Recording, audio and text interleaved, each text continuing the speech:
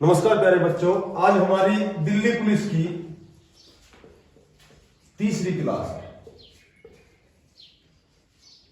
Mathematics में हमारा topic चल रहा है सिंप्लीफिकेशन।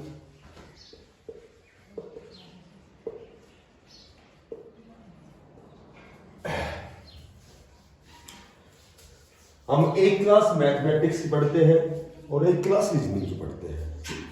आज हमारी तीसरी क्लास है सिंप्लीफिकेशन। देखो, एक तो वास्तविक संख्याएं होती हैं, रियल नंबर होते हैं, वास्तविक संख्याएं, और एक होती है अवास्तविक संख्याएं। एक वास्तविक संख्या होती है और एक अवास्तविक संख्या होती है। वास्तविक संख्याएं, रियल नंबर, जितनी भी नेचुरल नंबर है, प्राकृत संख्याएं हैं, पूर्ण संख्याएं हैं, जितनी भी परिमेय संख्याएं हैं, अपरिमेय संख्याएं हैं, इवन ओड सम संख्याएं, विषम संख्याएं, वे सभी वास्तविक संख्याएं होती हैं। अवास्तविक संख्याएं में होती है, जैसे मैं कहूं कि -1 का अंडर रूट या फिर आइटा से डिनोट करते हैं, ये सभी अवास्तविक संख्या होती है। जो रियल नंबर होते हैं उनमें एक तो परिमेय संख्याएं होती हैं, क्योंकि सभी परिमेय संख्याएं और अपरिमेय संख्याएं वास्तविक संख्याएं होती हैं, और एक अपरिमेय संख्या होती है। परिमेय संख्याएं और अपरिमेय संख्याएं ये होते हैं रेशनल नंबर। रेशनल नंबर होते हैं और ये होते हैं इरेशनल नंबर। रेशनल नंबर और इरेशनल नंबर। देखो, आज सबसे पहले तो यही पहचान करेंगे कि परिमेय संख्याएं कौन सी होती हैं और अपरिमेय संख्याएं कौन सी होती हैं। परिमेय संख्याएं, जिन संख्याओं को हम p बटा q के रूप में लिख सकते हैं, वे सभी परिमेय संख्याएं होती हैं। या फिर ये कह सकते हो कि जिन संख्याओं को हम रेशो में लिख सकते हैं, जिन संख्याओं को हम अनुपात में लिख सकते हैं, वे सभी परिमेय संख्याएं होती हैं। जो संख्याएं हम p बटा q के रूप में डिनोट करते हैं और q is equal to not zero, यानी कि q का मान जीरो नहीं होना चाहिए। जब q जीरो नहीं है, अर्थात जो ऊपर होता है अंश और नीचे होता है हर, यदि जिसका हर जीरो नहीं है, वे सभी परिमेय संख्याएं होती हैं। जितनी भी प्राकृत संख्याएं होती हैं, किसी भी संख्या के अपॉन हम 1 कर सकते हैं, तो जितनी प्राकृत संख्याएं होती हैं वे सभी परिमेय संख्याएं होती हैं। जितनी भी प्राकृत संख्याएं होती हैं वे सभी परिमेय संख्याएं होती हैं। जिन संख्याओं का पूरा वर्गमूल निकल जाता है वे सभी परिमेय संख्याएं होती हैं, रेशनल नंबर होते हैं, क्योंकि अपॉन 1 कर सकते हैं हम किसी भी संख्या के। और अपरिमेय संख्याएं वे होती हैं जिनको हम p बटा q के रूप में नहीं लिख सकते, अर्थात नीचे जीरो भी आ सकता है। अनुपात के रूप में जिनको हम व्यक्त नहीं कर सकते, वे सभी अपरिमेय संख्याएं होती हैं। एक तो जिन संख्याओं का पूरा वर्गमूल नहीं निकलता, जैसे √2, 1.414, जैसे इस तरह की संख्याएं, ये सभी अपरिमेय संख्या होती हैं। जैसे एक विशेष बात, अल्फा, बीटा, पाई, ठीक है, ये ई इंटीग्रेशन ई, या फिर इसको बोलते हैं यूलर संख्या। एक होता है फाई जिसको गोल्डन बोलते हैं। तो ये सभी अपरिमेय संख्या होते हैं। मैं इनके मान लिखवा देता हूं कि इनके मान क्या होते हैं। पाई का मान होता है 3.1415, ये पाई का मान होता है। पाई एक अपरिमेय संख्या है। उसके बाद एक होता है यूलर संख्या, होती है ई का मान कई बार पूछे तो 2.718 होता है। ई को हम हिंदी में बोलते हैं यूलर संख्या। जैसे पूछे भाई यूलर संख्या इज इक्वल टू यूलर संख्या ई, इसका मान होता है 2.7818। उसके बाद सेट में, समुच्चय में फाई से डिनोट करते हैं, इसको बोलते हैं गोल्डन। तो एक गोल्डन का जो मान होता है, ये एक अपरिमेय संख्या है, इसका मान होता है 1.618। तो मोटी बात यह है जिनका वर्गमूल निकल जाए पूरा पूरा। सभी प्राकृत संख्याएं परिमेय संख्याएं होती हैं, जिनको अनुपात के रूप में लिख सकते हैं, P बटा Q के रूप में लिख सकते हैं, Q का मान 0 नहीं होना चाहिए, वो परिमेय संख्या होती है। अपरिमेय संख्याएं होती हैं, पाई एक अपरिमेय संख्या है, पाई है, यूलर संख्या है, गोल्डेन है, फाई है, अल्फा बीटा, इस तरह से जो सिंबल है मैथमेटिक्स में, वे सभी अपरिमेय इरेजमेबल होते हैं।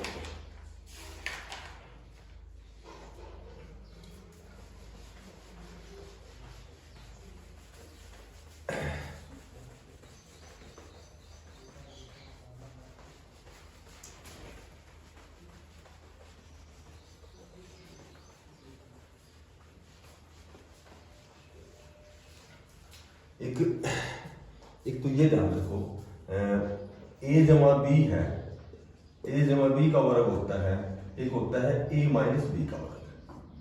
देखो दोनों में a स्क्वायर जमा बी स्क्वायर होता है, इसमें भी और इसमें भी a स्क्वायर जमा बी स्क्वायर। यदि जमा है तो जमा 2ab आएगा, और यदि माइनस है तो माइनस 2ab आएगा। देखो इसमें एक तो इस तरह का क्वेश्चन आता है, 875 गुणा 875 जमा 750 गुणा 750 माइनस 2 गुणा 875 गुणा 750। तो ये तो जीडी लेवल तक नॉर्मल सा क्वेश्चन है। पता है ये, इसको हमने a मान लिया, ये हो गया a स्क्वायर, इसको हमने b मान लिया, ये हो गया b स्क्वायर, माइनस 2a और b, और माइनस 2ab ये बराबर होता है a माइनस बी के स्क्वायर। सीधी सी बात है, यदि माइनस 2ab हो तो ये a माइनस बी का स्क्वायर होगा, प्लस 2ab हो तो a प्लस बी का स्क्वायर होगा। यहां a क्या है हमारे पास, a है 875, b है 750, इसका स्क्वायर करोगे 125 का स्क्वायर। देखो 125 का स्क्वायर, जब भी स्क्वायर मैंने आपको बता रखे हैं कि यदि इकाई के अंकों का जोड़ 10 है, जैसे मान लो 75 को 75 का वर्ग कर रहे हैं, तो इकाई के अंकों का जोड़ यदि 10 है तो इन दोनों को गुणा करो, 5 पंजे 25, दाई के अंक सेम है तो एक अंक बढ़ाओ, दोनों साथ साथ है, एक 8 हो गया, 8 7 56, यहां 5 पंजे 25, ये दोनों 12 12 है तो एक अंक बढ़ाओ, एक हो गया 13, एक हो गया 12, 13 को 12 से गुणा करोगे तो 13 को पहले 10 से करो, 13 दाई 130, फिर 13 को 2 से करो, 13 दूनी 26, 156, यानी कि 15625। यहां माइनस है तो माइनस 2ab, प्लस है तो प्लस 2ab।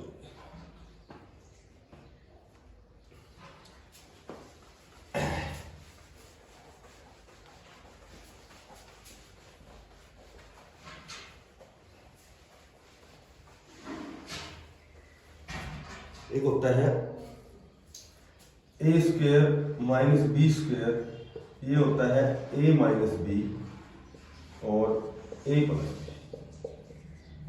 एक होता है a प्लस बी की क्यूब, इसमें सारे निशान प्लस के आएंगे, a की 3 जमा b की 3 प्लस 3ab और a प्लस b, इसमें सारे जमा के होंगे। a माइनस बी का क्यूब, इसमें सारे माइनस के होंगे, a की 3 माइनस b की 3 माइनस 3ab और a माइनस b। उसके बाद एक होता है a की 3 जमा b की 3, ये होता है a प्लस b, और सेकंड ब्रैकेट में होता है a square plus b square minus ab। एक होता है a की 3 माइनस b की 3, इसमें होता है a माइनस b, और इसमें होता है सेकंड में a square plus b square और प्लस ab। एक होता है a प्लस b की स्क्वायर और माइनस 4ab, ये होता है a माइनस b का वर्ग। तो चूंकि अलजेब्रा में इनकी जरूरत पड़ती है, बाकी यहां सिंप्लीफिकेशन में ज्यादा जरूरत नहीं पड़ेगी, पर फिर भी इनसे रिलेटेड 5-7 क्वेश्चन करेंगे। देखो सबसे पहले तो इस तरह का जो जब हमें क्वेश्चन आता है 1397 गुणा 1397, नॉर्मल सा जीडी लेवल में ये क्वेश्चन आ गया। अब जो इस तरह के जो मल्टीप्लाई आते हैं उनको हम आसान तरीके से ऐसे करते हैं कि 1397 ये 2 पर हो गया, ठीक है। इसको ऐसे रूप में तोड़ो कि 1 2 3 4 तक टूटे। इसको हम 1300 प्लस 97 भी कर सकते हैं, इसको हम 1390 प्लस 7 भी कर सकते हैं, और इसको हम 1400 माइनस 3 भी कर सकते हैं, क्योंकि 1400 में जब 3 घटाओगे तो 1397 आएगा। अब ये यहां हो गया a माइनस बी का वर्ग, a माइनस बी का वर्ग। इसको हम डिनोट करेंगे a square plus B square और माइनस 2a और b। देखो इसमें ज्यादा समय खराब नहीं करना। 14 का वर्ग होता है 196, 2 जीरो की जब स्क्वेयर करेंगे तो 4 जीरो हो जाएगी, 3 जीरो की 6 हो जाएंगी, 1 जीरो की 2 हो जाएगी। क्यूब में तिगुनी होती है और स्क्वायर में दुगनी होती है। जमा 3 का वर्ग होता है 9, इसमें 9 जोड़ो और 14 दूनी 28, 28 थी 84, 14 दिया 42, 42 दूनी 84, इसमें 8400 घटाओगे, इसमें 9 जोड़ोगे तो ये हो गया 196, 4 जीरो है तो 1 जीरो में 9 जोड़ोगे तो ये तो 9 हो गया, जुड़ गया, और इसमें से हमें घटाना है 8400, और ये घटाने के बाद जो भी बचेगा वो इन दोनों का मल्टीप्लाई होगा।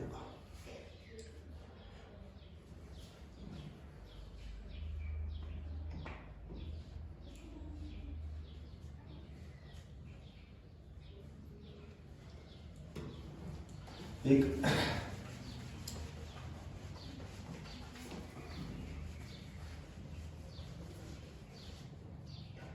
इस तरह के क्वेश्चन आएंगे कि 743 गुणा 743 गुणा 743 और प्लस 257 गुणा 257 और गुणा 257 अपॉन ये आ गया हमारे पास 743 गुणा 743 माइनस 257 गुणा 743 और प्लस 257 गुणा 257। तो इस तरह का ये क्वेश्चन नो टाइम्स क्वेश्चन बोले जाते हैं। ये तुरंत क्वेश्चन, इनमें सूत्र का प्रयोग नहीं किया जाता, ये केवल समझाने के लिए या बताने के लिए या समझने के लिए सूत्र का प्रयोग करते हैं। अदरवाइज यहाँ 743 3 बार है, ये तो हो गया a की 3, ठीक है, ये प्लस 3 257 भी 3 बार हो गया, ये हो गया b की 3, ऊपर तो ये हो गया, नीचे ये a स्क्वायर हो गया माइनस ab हो गया, ठीक है, और प्लस ये b स्क्वायर हो गया। अब ये सूत्र यदि हमें याद है a की 3 जमा b की 3, ये है एक, इन दोनों का गुणा a की 3 जमा b की 3 होता है, एक ब्रैकेट में तो a प्लस b आ गया, ठीक है। इसकी जगह जब इसकी जगह पुट करेंगे इसका सूत्र तो एक ब्रैकेट में तो a प्लस b आ गया, ठीक है, और दूसरे ब्रैकेट में a की 2 जमा b की 2 और माइनस ab, सेकंड ब्रैकेट ये आ गया क्योंकि इसको हमने खोल दिया। ऊपर तो ये 2 ब्रैकेट हो गए, ठीक है, दोनों गुणा में आपस में ये, और नीचे ये है, तो नीचे वाला जो है ये सेकंड ब्रैकेट कैंसिल हो जाता है, केवल a प्लस b बचता है। a की जगह लिखेंगे 743 और b की जगह लिखेंगे 257, और जब जोड़ोगे तो इसका आंसर क्या आ जाएगा 1000, इसका आंसर आ जाएगा 1000। हे सुनो, यदि ऊपर, समय खराब नहीं करना, यदि ऊपर a 3 बार और b 3 बार है, दोनों के बीच जमा का निशान है तो केवल a जमा b आंसर होता है। यदि इन दोनों के बीच माइनस का निशान है तो फिर केवल a माइनस b आंसर होता है। यदि जमा है तो जोड़ना है, एक संख्या इधर की ले लो, एक इधर की ले लो, क्योंकि केवल a जमा b शेष बचेगा। यदि दोनों के बीच माइनस का निशान है तो a में से b घटाना है तुम्हें, बस। ये मैंने वैसे समझाने के लिए खोल के बता दिया कि नीचे वाला जो ब्रैकेट होता है वो सेकंड ब्रैकेट से कैंसिल होता है, इसमें जमा में जमा बचता है, माइनस में माइनस बचता है।